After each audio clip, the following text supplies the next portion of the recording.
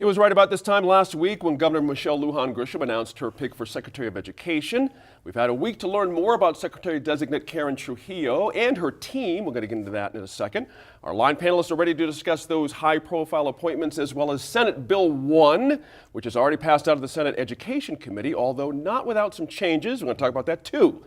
We'll get into all that shortly. But first, let's find out who's with me this week. Dee Dee Feldman, she's a former state senator and author of the book, A Better Way Forward, Grassroots Solutions from New Mexico. I highly recommend that book.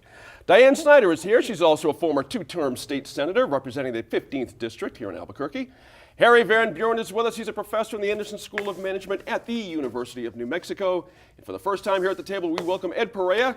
He's a lawyer, public safety expert, and executive director at the Center for Law, Policy, and Public Safety, LLC. Welcome, Ed, and welcome to you all. Now, so much to get into.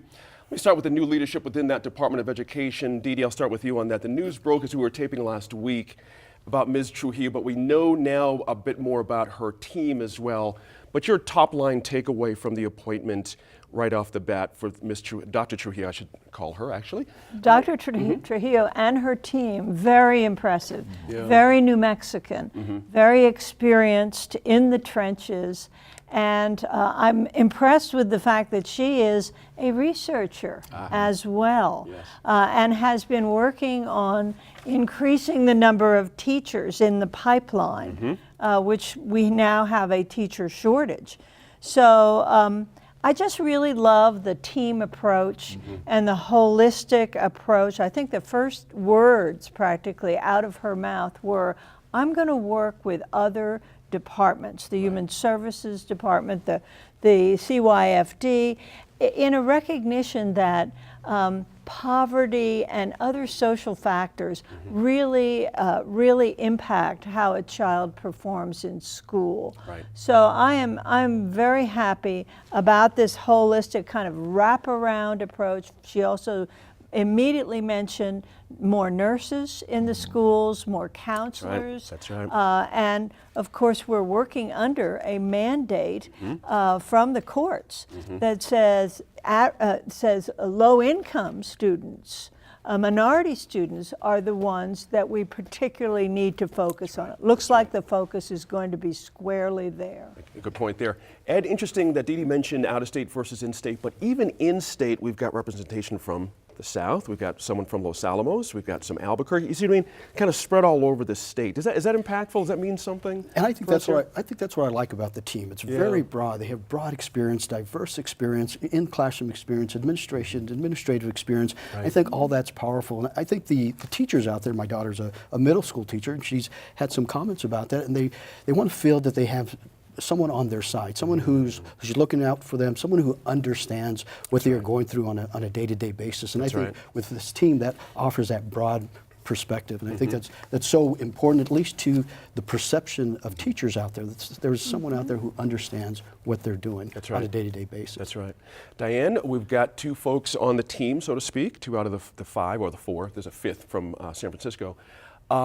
Charter school representation. How important was that to have folks looking out for charter schools literally at the top, where decisions are being made, not later, but right in real time? I think it's incredibly important for several reasons. One is, I think it garners a lot of more support from the department for the true charter school advocates, because they've always been just a tiny bit defensive and concerned, more concerned all the time than hopefully they need to be. So I think moving them forward, making sure, because I think our charter schools, the ones that are good are just incredible. The ones that are not are, and I think they have the knowledge and experience to take what's good and make it work for the others. Or if it's not good, then to bite the bullet and say, this is not working. But I don't think they come with a bias.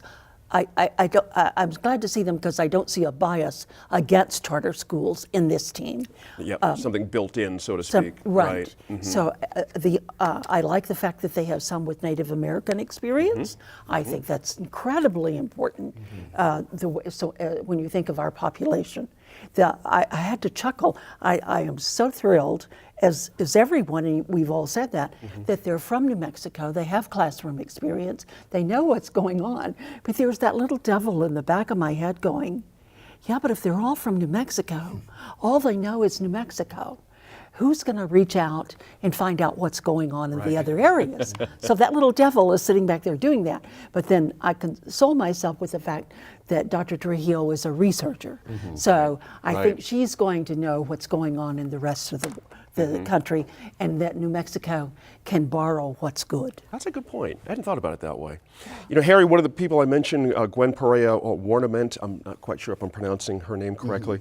She's a veteran educator in science, technology, engineering, and math. She most recently oversaw the K-12 program for the Los Alamos National Laboratory Foundation. That's an interesting angle there, too. That's interesting. How Well, did you and take I that think there one? has been a real focus on STEM education, given the importance of the labs and some of the other things like the spaceport for New Mexico. So it's really good to have somebody who's focusing on STEM.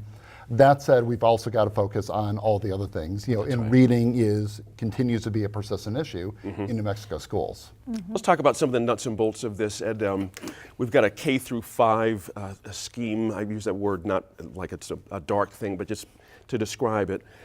As opposed to, we've just come out of 8 years of talking about K-3. There's a big hang up on third grade proficiency, which was justified, certainly. Does this feel like a more holistic approach to you, talking about K-5 and all the things we're wrapping into it with this team? Does it feel like the better way to go? I think so. You know, and just taking a look at Senate Bill 1 and their focus on K-5, some of the items coming out of that bill really focus on those at-risk students, those students with greater need, and they're laying out possible grants in place so that schools can apply for that. Those schools who feel that they have the greatest need. There are things that address additional school days and enhancement in order to provide additional support for those most in need. So I think there's a lot of good coming out of that. I think there is some foresight in this focus, in this philosophy. So I think there's a lot of excitement out there. The devils are in the details. That's true. One thing we do know, however, is that the A through F grading system is gone.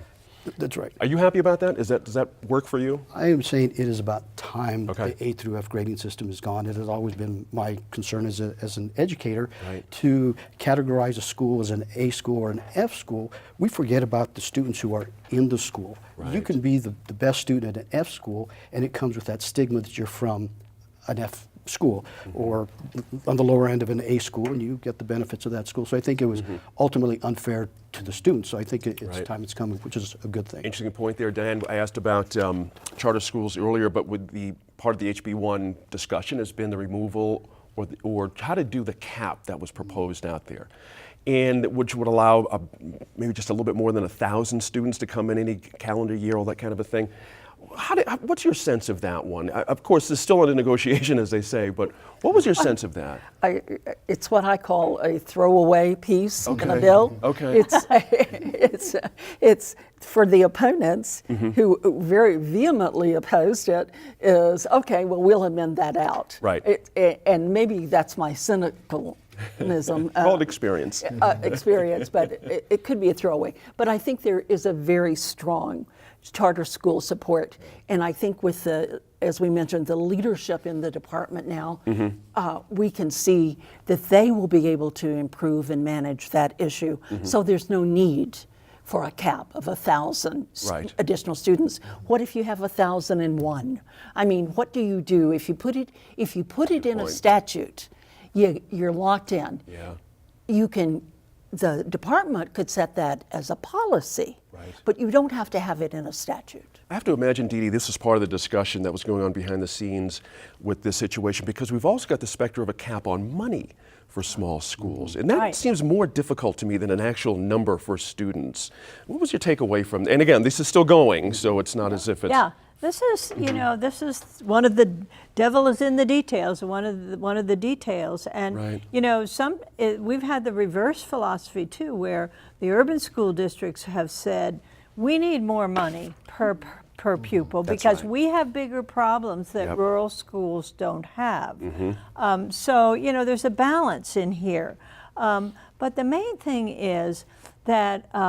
You know, with this court decision and with the governor's huge initiative on education, $500 million additional for education, 3/5 of the LFC budget is for education. You have to have very careful oversight of that, and you have to plan on how that really will be the biggest bang for the buck. And this new team gives me confidence that that's going to happen. And the fact that, you know, two of those people, Kara Barbroff and Katarina Sandoval, were the founders of some of the most innovative charter schools in New Mexico, the South Valley Academy and NACA, or the Native American schools. That says to me that some of those innovative ideas that are coming from charter schools to address at-risk students are going to come up and be in the public schools themselves. I see. And that will truly be the moonshot for New That's Mexico. interesting. That's Interesting point of great. view there. Harry, interestingly, of course, Senate Finance Committee is the next stop after Right. this happens. Yeah. And Dee Dee mentioned the Never money. I mean, we're going to price tag anywhere from $290 to $423 million. Right. Big gag factor, you know, somehow. But I think what Dee Dee's trying to say here is that if we can make a cost-benefit sort Yeah. of a case here, Yeah. we can get to some approval in this committee. Do you feel like that's a Yeah, and possibility? I think there's other things going on. So Senator Egloff looking at the tax system and trying to come up with a more stable base, for that, I think is, interesting to put in this conversation. I think the critical question is going to be, given that New Mexico schools have, for a variety of reasons, been near the bottom nationally. Right. How do you communicate the real benefit to the taxpayers? Right. So there's been a lot of discussion of dropping a park or dropping the A through F system. Now, both of those, I think, are good ideas, but now Democrats really own this issue. They've got to show what a democratic approach to accountability looks like, both at the school level and then at the teacher level. So there's been discussion of things like having some sort of dashboard. And that's all well and good, but it's got to be useful to parents, it's got to be useful to communities, useful to the legislature. That's right. So this is where I think the rubber hits the road. The cost is easy to quantify. The question is, what's the real benefit, and how do you communicate that to all the stakeholders? Expectations, all that kind of a thing. Well said. Exactly. That's all the time we have on that topic, but there's much more this week here on The Line, including a look at two bills dealing with the difficult end of life decisions.